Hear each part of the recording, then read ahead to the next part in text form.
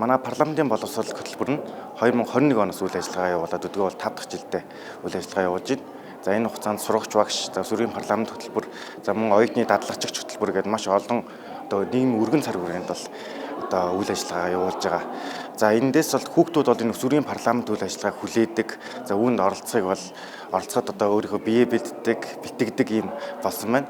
За энэ нь юу вэ гэхээр хүүхэд өөрөө нийгмийн асуудалд оролцох маш их идэвх сонирхолтой байдаг. Энэ идэвх сонирхлыг энэ хөтөлбөр маань өөрөө гаргаж өгч байгаа маш сайн хөтөлбөр учраас за хүүхдүүд бол улам одоо цаашид энэ хөтөлбөрт оролцохыг хүсдэг.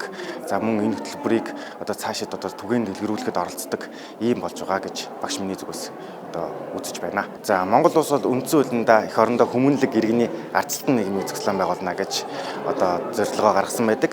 За энэ хугацаанд бол хүмүүнлэг иргэний гэдэг дээр ардчилсан гэдэг энэ гурав бол маш том илэрхийлэл болж идэг. Хүүхдүүд өөрөө энэ иргэний нийгэмд оролцох, иргэний нийгмийн үнэт зүйлийг ойлгох, тэгээд ардчилсан байдлаар үзэл бодлоо илэрхийлэх энэ үзэл баримтлал дээр бол хүүхдүүдэд үнэт зүйлийг ойлгож суралцаж, за энэ чадварт бол маш одоо тохирсон ийм сургалт болж байгаа гэж үзэж байгаа.